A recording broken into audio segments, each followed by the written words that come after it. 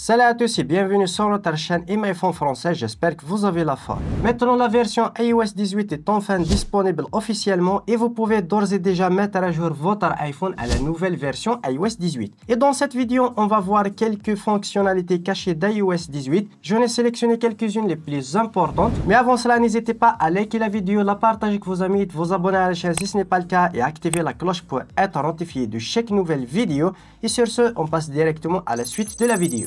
Et on commence avec la première fonctionnalité, c'est de changer directement les icônes de l'écran de verrouillage. Tout simplement, on va maintenir l'écran de verrouillage, puis on va mettre notre code d'accès. Et là, tout simplement, on va sélectionner personnaliser, écran de verrouillage. Et là, tout simplement, on peut directement supprimer les icônes ici et cliquer sur ajouter pour changer. Par exemple, ici, je vais mettre une autre application. Par exemple, je vais mettre l'application calculatrice directement dans l'écran d'accueil. Et même, je peux changer celle de l'appareil photo, par exemple, par la lampe torche. Cliquez sur OK et tout simplement maintenant je viens de changer directement les icônes de l'écran de verrouillage. Deuxième fonctionnalité, un écran entièrement personnalisable, que ce soit le déplacement des applications en maintenant l'application ou tout simplement d'ajuster la taille des widgets ou bien tout simplement de modifier et cliquer sur personnaliser. Personnaliser le style, par exemple style sombre automatique. Vous pouvez appliquer une teinte tout simplement celle qui vous convient. Puis tout simplement vous changez et vous personnalisez entièrement l'écran d'accueil de votre iPhone. La troisième fonctionnalité dont on va voir, c'est le centre de contrôle qui est entièrement personnalisable. Pour ce faire, on va maintenir directement dans le centre de contrôle et là on peut réorganiser que ce soit les applications, par exemple les déplacer. Vous pouvez réorganiser, agrandir et ou bien réduire n'importe quelle fonctionnalité. Vous pouvez ajouter une commande, vous cliquez ajouter, vous allez ajouter n'importe quelle commande directement, par exemple ici. Et là par exemple, je peux agrandir n'importe quelle commande, comme tu peux le voir ici, économie d'énergie, je peux directement l'agrandir. Et vous pouvez descendre dans un autre centre de contrôle, que ce soit ici musique, ici les connectifs Bluetooth, Wi-Fi, ainsi de suite. Vous pouvez les personnaliser ou bien directement ajouter d'autres centres de contrôle en cliquant tout simplement juste en bas, en cliquant sur le petit plus. Et là, vous pouvez ajouter d'autres, par exemple ici, traduction. Je peux directement la faire déplacer dans une autre page, par exemple. Ici, par exemple. Et là, vous pouvez ajouter autant que vous voulez. Une autre fonctionnalité, ce qui concerne la lampe torche directement dans le centre de contrôle. Désormais, vous pouvez ajuster l'intensité de la lampe torche directement dans le centre de contrôle.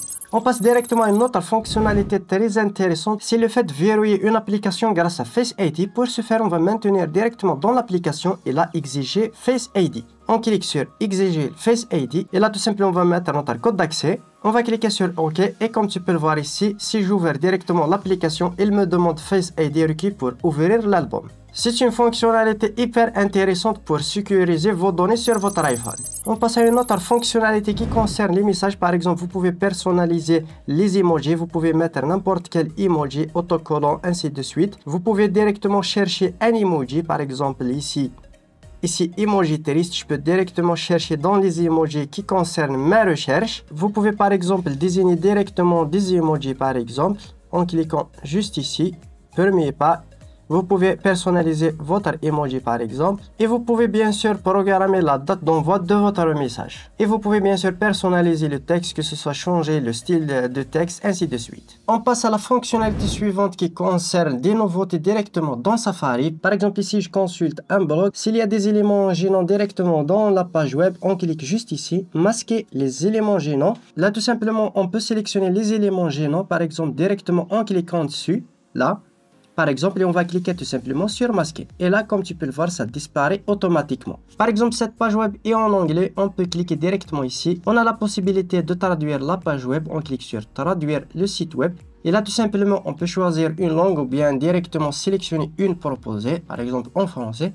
Et là, tout simplement, il va traduire entièrement la page web comme tu peux le voir directement dans l'application. On peut aussi choisir la taille de la police directement de la page. On a une fonctionnalité de recherche directement dans la page web. et vous pouvez voir toutes les fonctionnalités directement dans cette page-là. Si vous n'êtes pas encore passé à la version iOS 18, vous pouvez utiliser le logiciel de MyPhone Fix Push qui va vous permettre de faire la mise à jour en toute sécurité. Vous pouvez directement télécharger le logiciel, cliquer sur mise à jour vers iOS 18 ou bien rétrogradation si vous voulez revenir dans la version iOS 17. Vous cliquez sur mise à jour, vous téléchargez tout simplement le firmware et le logiciel va faire tout le travail, mettre à jour directement votre version iOS tout simplement et en quelques clics. Si vous voulez en savoir plus, on a déjà fait des vidéos directement dans la chaîne, n'hésitez pas à checker tout ça directement dans la chaîne. Et voilà, on arrive au terme de cette vidéo, j'espère qu'elle vous aura plu, j'espère que cette vidéo a été utile pour vous. N'hésitez pas à me le faire part dans les commentaires, lâchez un gros pouce bleu pour soutenir la chaîne. Si vous voulez une deuxième vidéo dédiée aux fonctionnalités cachées d'iOS 18, n'hésitez pas à me le faire part dans les commentaires et sur ce, à une prochaine vidéo.